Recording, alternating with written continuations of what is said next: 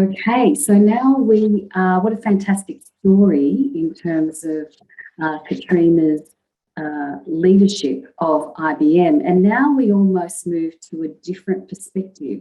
We move to the perspective of an individual leader.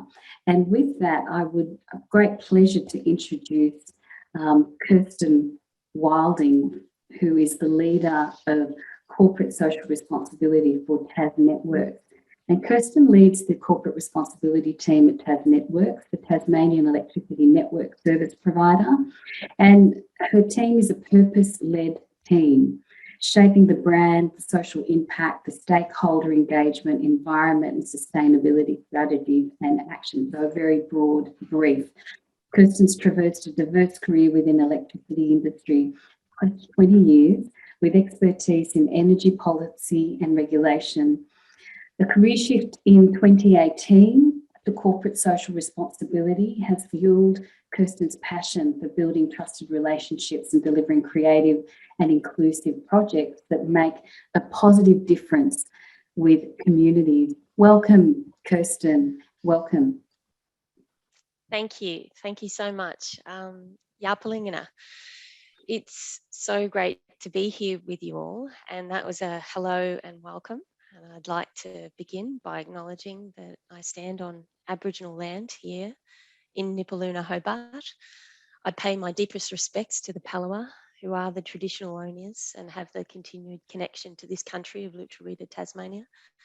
I'd also like to acknowledge the place we are in here is different in its experience to many around Australia and the Pacific, and my heart and empathy truly goes out to those in lockdown states.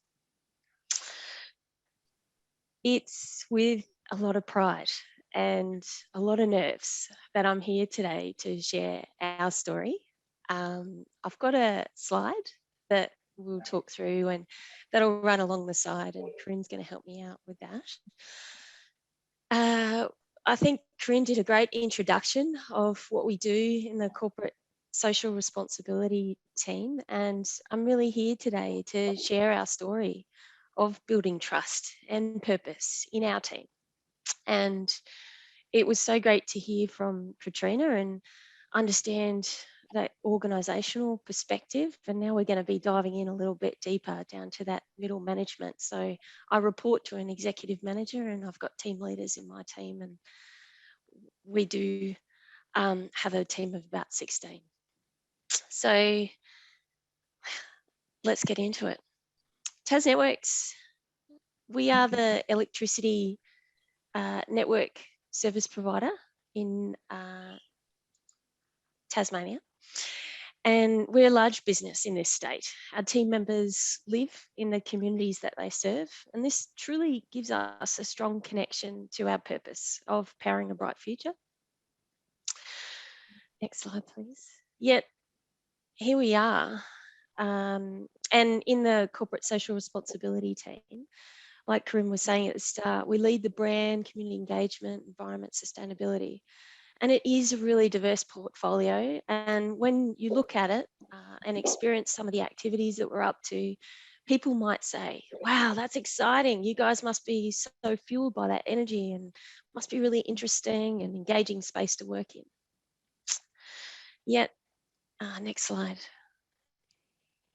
Here we are in 2019 on that left-hand side.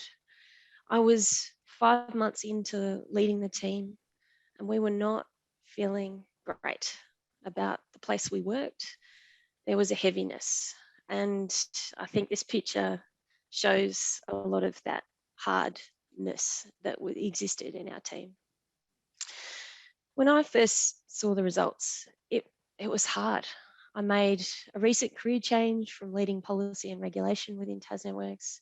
We were a high-performing team, and this role was a development opportunity for me. But when you see results like that, the call, and it was the feeling of the place too that backed that up, the call to action was clear. We really needed to work on culture. In addition to these cultural results, I also undertook a 360 feedback, and this showed some big gaps in how I saw myself and how others saw and experienced me.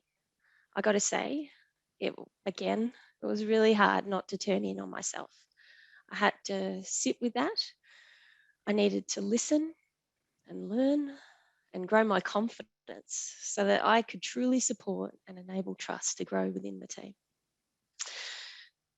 The team were in a place where you would hear stories like, it's so busy, there's so much work to do, we don't have enough people, we don't hear enough about what's happening in the business, we don't see how we're connected to the strategy.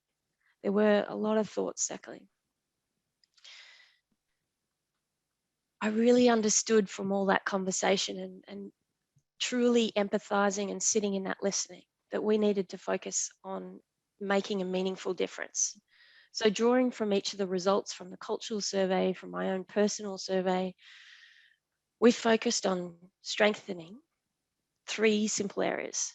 Well, they're not simple, but 3 areas: trust, clarity, and accountability. Next slide, please. And for me,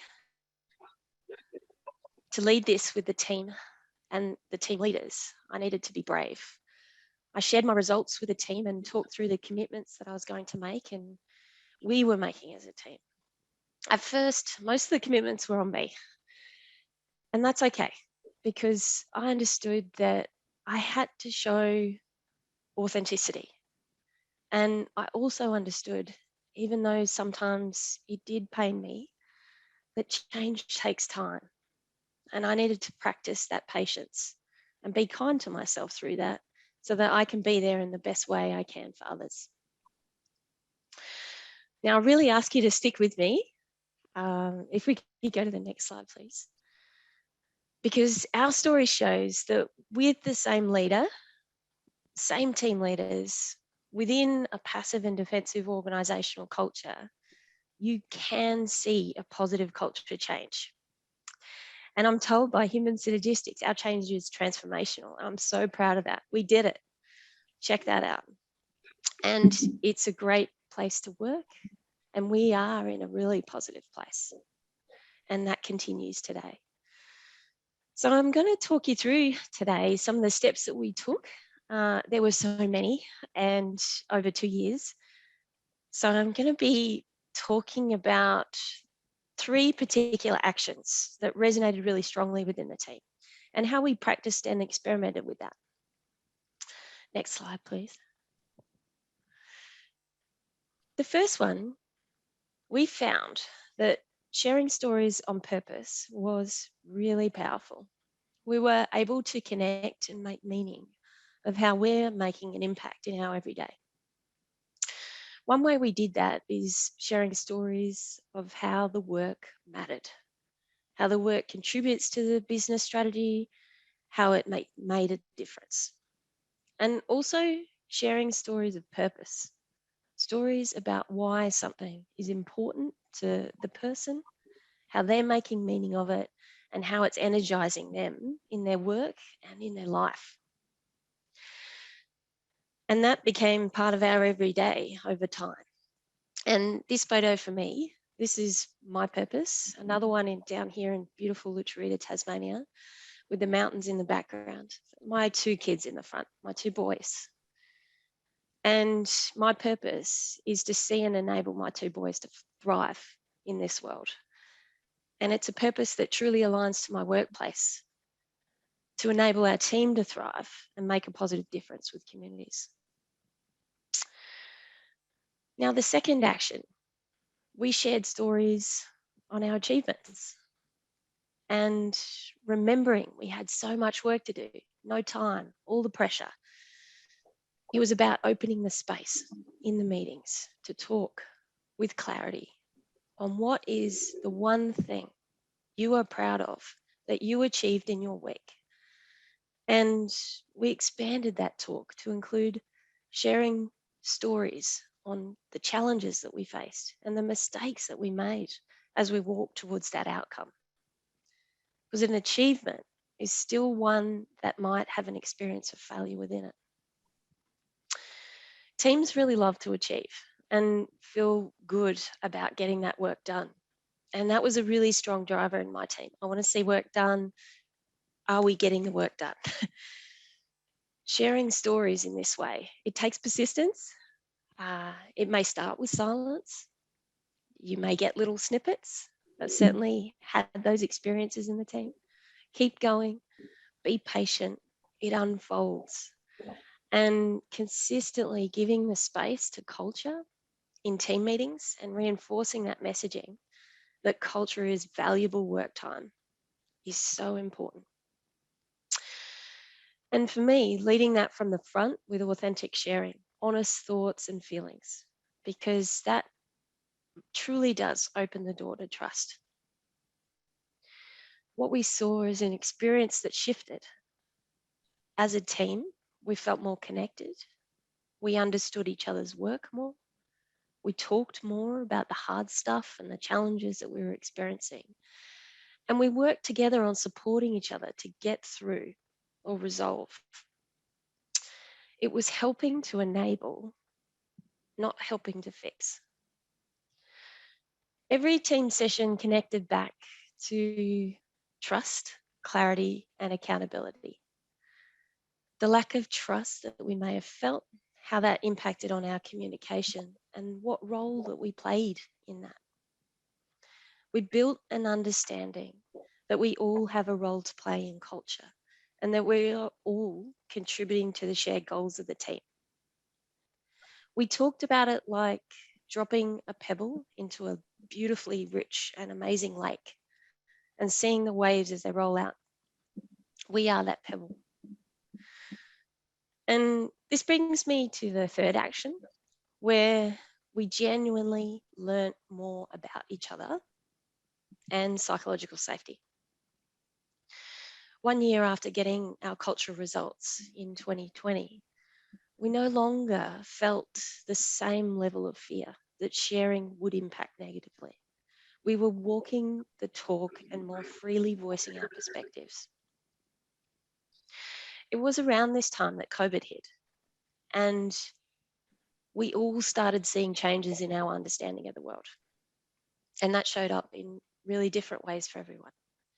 With the trust scaffolding that we had built, that support, we became even more connected during that short lockdown that we experienced in Tasmania and that we continue to experience with our loved ones that live around the state and around the world. And our common purpose and our connection saw our creativity expand in the team. We were rethinking our goals, adapting our priorities at work, and the way that we engaged and communicated. A lot of dots were being connected through that time. There was confidence in the trust that had been built in the team. And we saw this in our engagement survey that showed open and honest conversations in our team move from really low levels into 93% of our team felt that that was happening, honest and open conversations. I'd like to start winding up with a bit of a call to action to nurture the middle managers in your organisations. These leaders, they are the glue of your company for your vision or purpose, and they're pivotal to the culture and engagement. Through our story, I hope that you can hear that it takes a lot of motivation and energy. There are hard roads as leaders to see the transformation we created. Build the capability of those middle managers. They are growing the talent, and keep showing that genuine gratitude and reward and thanks, because it really makes a difference. Next slide, please. We reshaped into a really positive, productive, empowered team, delivering high volume, high quality activity. We worked together with greater efficacy. We achieved legacy moments in the business over the last year, like delivering our first reconciliation action plan, advancing our customer-centered thinking, improving our environment maturity, and leading action in environment and social responsibility. We also rode through some really big changes to our executive manager, a change of CEO, new team members coming in. Even with those shifts, we felt strong in our purpose. And it's truly amazing to reflect on that, because I really want to be clear with you on this. And this is probably my last message. It wasn't a pursued outcome. We had created the space. So thank you. I look forward to talking with you all and responding to any questions that you might have. That's so amazing, so inspiring, Kirsten. There's so much to take away from that. I really love the nurture your middle manager. You know, often I know that sometimes there's this, that clients can feel that can be the hardest group to shift, but it really is about acknowledging the role and nurturing and helping to build capability. I love the enabling, not fixing, and creating the space, that it wasn't about an outcome, it was actually about creating a space. Some fantastic themes in there. And we do, of course, have questions coming through thick and fast. So well, we've just got a lot of thank yous, and that was inspiring. Sarah has asked, can you talk a little bit more about your own personal shift? So what did you have to do differently? What was that like for you? Yeah, I touched on it in a really small way, and I suppose over it's continued work, and it was my deeper learning about myself. I truly learned over the last couple of years that when I work on my own self-confidence, my own trust and intuition, that I turn up in a much better way. And I do keep coming back to that message. Never perfect, but a little better, because I came from a place of leadership and a long history of self where I wasn't very kind to myself. So I needed to move that along, and that's really where I did a lot of that work in there. And I did that remembering that picture of the waterfall. I am energized by nature. I would go to that place, sit at that waterfall, and really work on that patience and kindness and compassion for self and others. I'm just reading some of the messages, and you're really inspiring many people here, Kirsten. I just want you to know that. And one of the questions was, what gave you the courage to peer into your LSI culture results and share them with the team? Yeah, my purpose is, I'm really inspired by bringing voices to the table and building people's bravery to have conversations so that they are freely expressing themselves. And I noticed that I needed to do that with me too. And part of that courage of stepping into that was to share my pain and my vulnerability. And so that's where I did take that step to talk about the gaps, and they were big ones, between how I was being experienced and how I actually thought of myself. And what I found through that, because it was really scary, is that it helped those that I was talking to understand me more, know more about my genuine intent, learn more about my approach and thinking. So in what originally felt really scary became something really empowering for me and for those that I was working with. And I think that's where I learnt a lot through that phase. Great. A couple of the questions talk about the middle manager cohort, and specifically, did the other middle managers embrace the opportunity, and how might you instill and encourage middle managers who are taking a while to come along on the journey? Yeah, look, this is where I come back to the pebble in the lake, and all we can really do is share the conversations, share the stories that we are experiencing, and share those with others. So in our team, and we talked about this often, we would talk about, well, go out and share that with those that you were working with in your team conversations. So that's my team leaders having those. So that's rolling out in the business.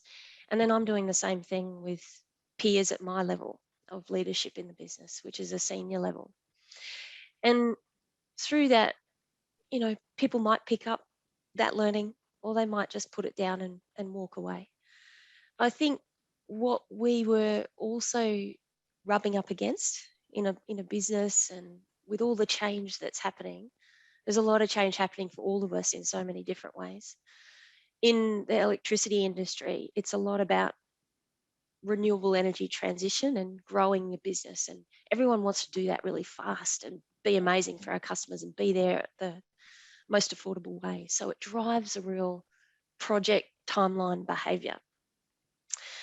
And we really put effort into practicing with those other managers, conversations to get centered and to come back to, why are we having this meeting today? What are we seeking to achieve? What's the outcome of the work that we want to experience? And what will customers see and experience from it? So just having conversations like that. Yeah, really, I love that. really So helped. the ripple effect. Mm. So really taking on that, kind of leaning into that desire to want to create that impact elsewhere. We've got a note from Therese Murray who says, fantastic to have a Tasmanian speaker. And she's curious, it's a really interesting question. She's curious about how long did it take for the silence to turn into a meaningful conversation? Yeah, it took a while. and it was a lot of me speaking initially, and when we were sharing achievements, that's where it was a great start. So people are comfortable, we're comfortable as humans to share the good of what we're up to. We're less comfortable to be in that space of sharing some of the challenges and the rough roads that got us to that place.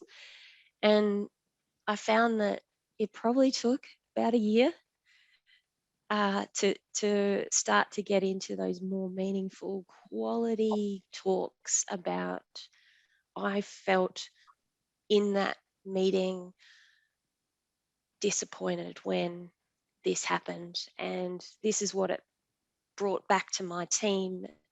So when we started hearing conversations like that, I started to feel more motivation again, like inspired to keep going as well. And I think that's another thing about that persistence. And I heard Katrina talk about that. It really matters, because you've got to look for those little moments of shifts and really recognize them and reward them, because that helps motivate a leader to keep going, and also the team member to keep inspired to keep going too.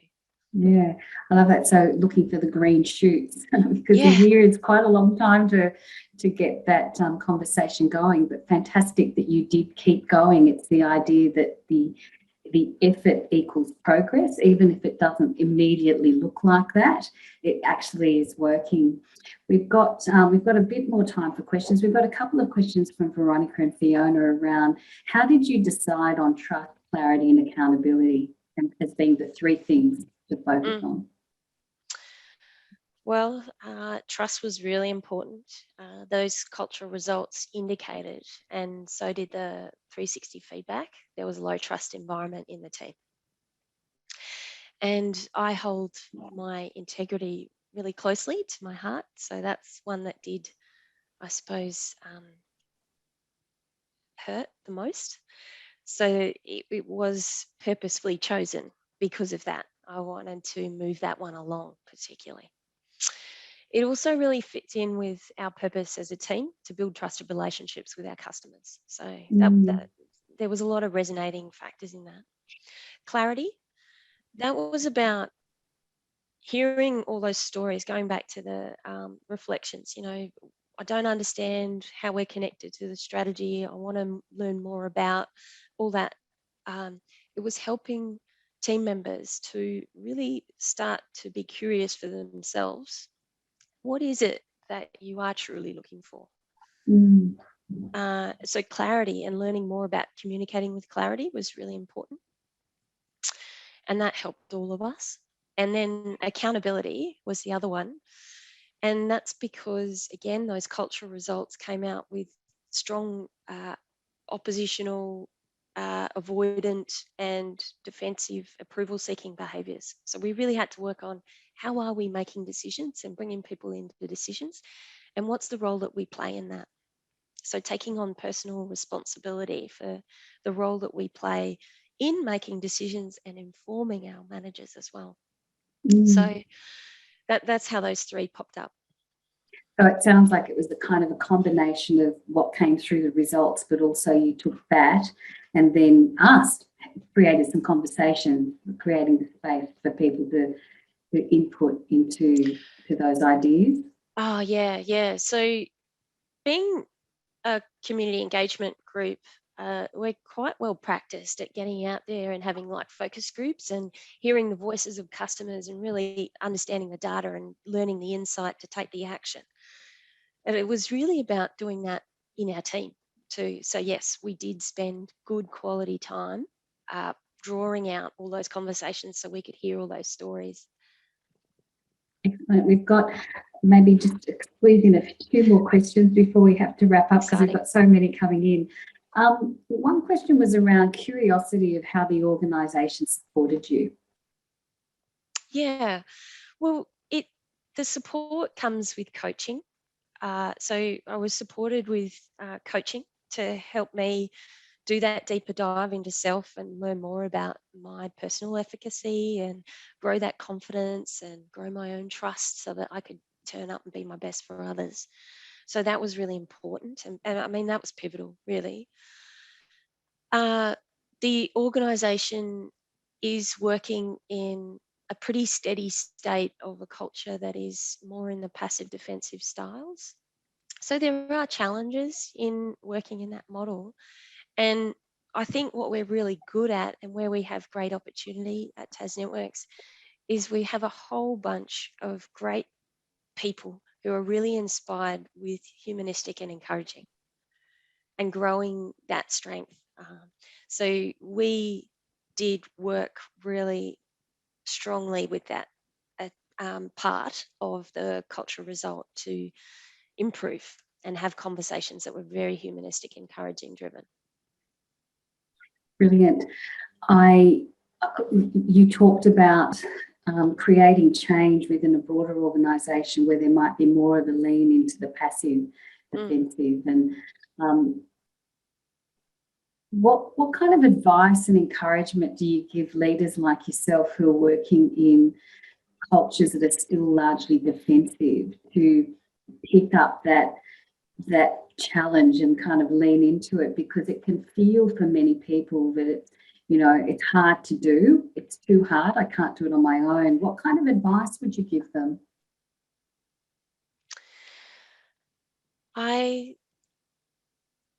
It really comes to that courage to be persistent, because working up against some of those hard bits, it takes time to shift that.